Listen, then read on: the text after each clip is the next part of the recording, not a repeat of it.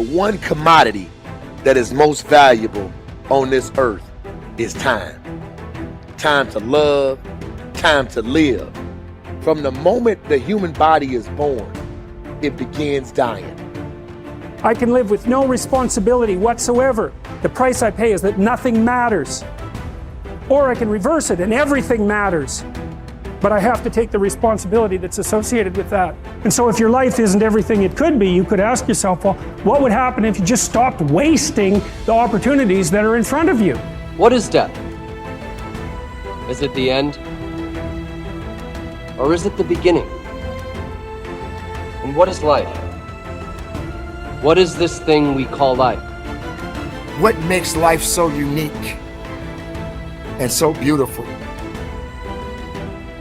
It is beautiful because whatever you have that you may be facing, what you may be dealing with, life is still good. You are living and achieving your dreams. Find time to better yourself, read, explore, research, live life, do things you've never thought of doing before. That's what it's all about. It might not be fun, it might not be easy, but it is profitable. It does give you results. Think about all of the great people that we admire in our society and the things that they must have had to go through in order to make it look effortless. And one day you're gonna be great, but you think you got time. You think you got time. AET 3 years from now, 5 years from now. I'm telling you, you deserve to be great now. And not only do you deserve to be great, there's some people in your life. You must be yourself if you want to experience your true purpose in life. If you're different, be different. Be different and do it with pride. If someone doesn't like it, if many people don't like it, who cares? Your life would feel better and richer if you had a goal, you chased that goal, you accomplished some things, and you would get this boost of confidence, you'd get this boost of self-esteem, like whatever it is that you're going to do. Learn from what you've just done, move forward. Learn from what you've just done, move forward. Repeat, repeat, repeat, all the way forward until one day you're going to get to the end of that tunnel and you're going to see the light. You need to take massive action. And if that doesn't work, try something else. If that doesn't work, try something else. Keep going with massive action and you will find the way because it will give you momentum. The time is now. The time is now to express and for people to believe in themselves. The time is now for it to be okay to be great. Listen to me, if you work for it, if you're willing to put in that sweat, that blood, and those tears, baby, I'm telling you, you can have what you want, be what you want, do what you want. Are you hearing me? And start now. Start believing, start dreaming, and create the life and the person that you really want to see.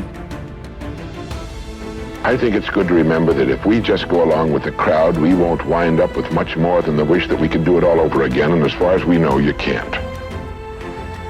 If we want to amount to anything as individuals, we need individual goals, individual thinking, individual actions, and we must never conform to the big group.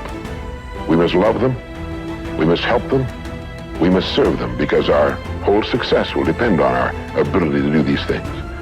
But never lose our own individuality and our identity by permitting ourselves to become submerged in what has historically proved itself to be little more than a suffocating sea of indirection and purposelessness. If we want to emulate someone, fine, but let's be choosy in whose steps we follow. It's the only life we've got. And remember to think. Imagination is everything, and we can become what we can imagine. If you find yourself getting depressed and down at the mouth, as we all get once in a while, you might want to remember this quotation by Dean Briggs. He said, "Do your work. Not just your work and no more, but a little more for the lavishing's sake. That little more which is worth all the rest.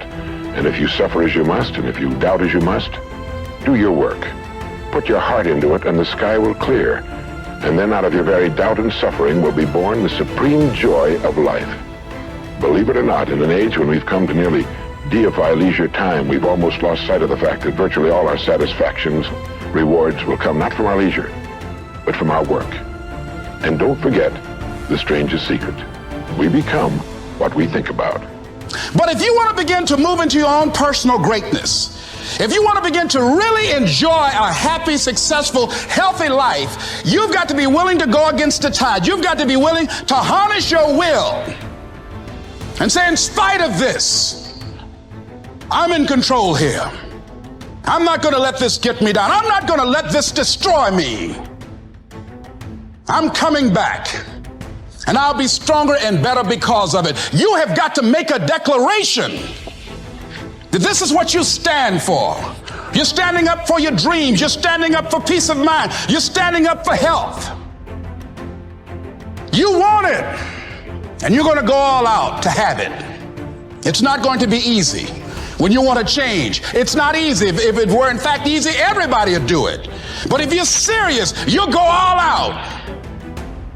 So yes, I'm going to turn this situation around. I'm not going to sit back and moan and cry over what happened and what went wrong and who did what.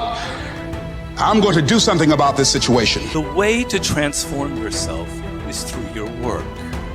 Now, I know this runs counter to our prevailing cultural prejudices. Work is too ugly, too boring, too vain. Self-transformation, we think, comes through a spiritual journey, therapy, a guru who tells us what to do, intense group experiences and social experiences and drugs. But most of these are ways of running away from ourselves and relieving our chronic boredom. They're not connected to process, and so any changes that occur don't last. Instead, through our work, we can actually connect to who we are instead of running away. And by entering that slow, organic process, we can actually change ourselves from the inside out in a way that's very real and very lasting. This process involves a journey of self-discovery that can be seen as quite spiritual, if you like. And in the end of this process, we contribute something unique and meaningful to our culture through our work, which is hardly ugly, boring, or vain. This intense focus on one goal is not easy, but it is all important. Orison Swett Marden wrote, "The giants of the race have been men and women of concentration who have struck sledgehammer blows in one place until they have accomplished their purpose. The successful men and women of today are those of one over, mastering idea, one unwavering aim, men and women of single and intense purpose." Marden also said that every great man has become great. Every successful man has succeeded in proportion as he has confined his powers to one particular channel. Single-minded concentration in the direction of your dreams will intensify your desires and increase your emotional drive toward your goal. This intensity of concentration will activate the law of attraction and begin to attract people and opportunities into your life to help you to achieve your goal. The more you think about your goal, the more it will come to dominate and direct your life. The more you think about it, the more rapidly you will move toward it, and it will move toward you. Great men and women are those who absolutely believe that they are put on this earth to do something wonderful with their lives. They have a vision of something greater or better than their current circumstances. Personal greatness means having a sense of destiny and a conviction that your thoughts and your imagination are the only real limits to your possibilities. William James said, compared to what we ought to be, we are only half awake. We are making use of only a small part of our physical and mental resources. Stating the thing broadly, the human individual thus lives far within his limits. He possesses powers of various sorts which he habitually fails to use. The founder of Success magazine, Orison Swett Marden, once said, "There are powers inside of you, which if you could discover and use, would make of you everything you ever dreamed or imagined you could become."